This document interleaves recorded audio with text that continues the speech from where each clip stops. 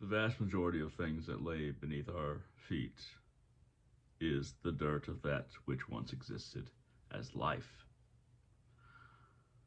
Dirt is the detritus of consciousness, the housing, the places of holding that were taken up by something beyond itself for a time to understand itself. And human beings have a habit of forgetting that they are made of dirt, that everything that we are was grown out of dirt. What we eat was grown out of dirt. What, even if it's meat, what that meat ate was grown out of dirt. And everything that we are is just borrowing from the earth beneath our feet. Yet some people think that their dirt is better than other people's dirt, that their dirt is somehow more substantial because they themselves are more substantial. People like this are confusing time.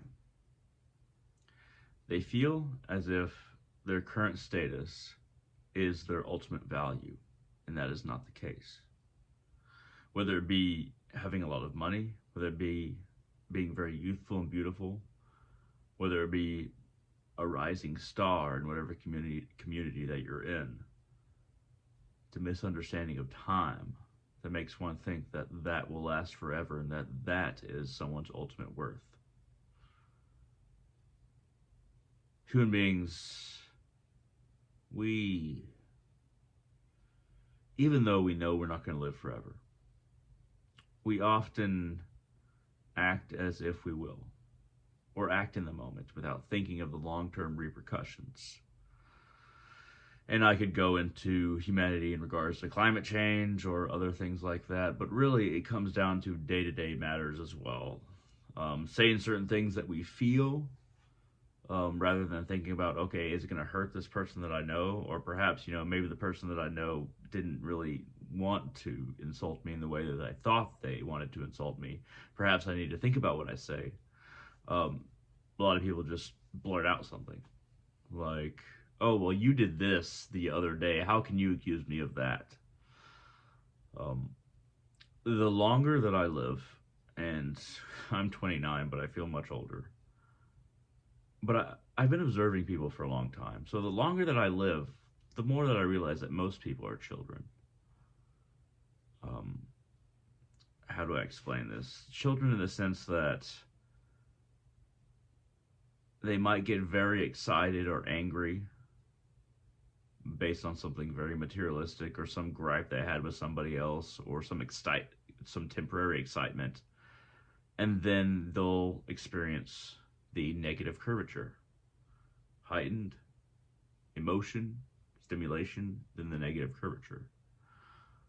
And they think that this big curvature is the nature of life. What is a balanced nature of life is a far slimmer curvature. So I'll give an example. Um, you know, living with family members years back, um, I noticed that my dad likes to complain, and he'd go off complaining about something, going off about this or that, and then afterwards, when there was nothing yet left to complain about, or there was nobody left to complain to, there would be this really big, like, how do I say this, decrease in energy, and he just, I'm not going to say he leaned back necessarily physically, but it felt like his person was leaning back. Because we expend energy. We have when we allow our emotions or our personality to reach a certain crescendo, it requires energy. So people who expend energy in getting worked up, angry, hateful, indignant, righteous, that expends energy, and you're going to feel a lull after it burns out. The best thing that you can do is expend your energy in a wise fashion, not in a fashion that is in regards to something temporary or in regards to something that you need not complain about. human beings could understand that, there'd be far fewer fights in marriages, relationships, and families. Just let things go. Just let them go. And one of the biggest lessons that anybody, well, nobody taught me this, but I learned was even if you think you're right, a lot of the time, most of the time, it's okay to act as if you were wrong. If somebody says, "Oh, you're wrong about this," or family member, friend, coworker, "Oh, well, I think this, and you're wrong about that." I'm like, all right. You can either say, "Well, that's just my opinion," or just agree. Just let it go. Sometimes it's not even that. Sometimes it's just you just don't want to argue about something. We have to figure out a way to expend our energy because we do have a limited amount. Um, and not invest ourselves in things that will not matter tomorrow. If we're going to invest our energy, it should be in something that is timeless or will last us a long time at the very least. Um, and we have to know when our environment is trying to draw a reaction out of us because of our predisposition to our environment, our programming based on what we experience, and fight against that programming, fight against that cognition that drives us to respond in a similar way that we have had to in the past or have chosen to in the past. It is not an easy path to grow because the mind does not want to grow. The body itself, the human body, it doesn't want to get fit. It wants to eat, sit back, and conserve resources and get fatter and fatter. Store that energy so that it can be used later. But you have to force the body to work. You have to force the body to exercise. And in the end, despite the exercise being somewhat uncomfortable, you will have a more comfortable state of being in relation to your mind and body and even spirit. So you have to work your mind, your sense of identity, and your sense of purpose and ideals in the same way.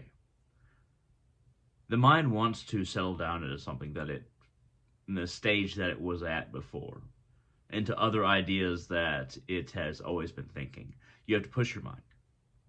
You have to work it out. You have to reconsider certain situations and think about how you can better deploy your energy as an individual.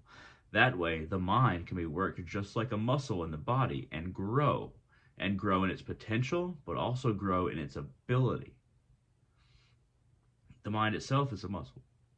And, the brain, I'm not even talking about the brain, I'm talking about the consciousness. You have to push it for it to become something at some higher frequency than it is now. That's something that you have to do. Otherwise, it's not going to be done for you.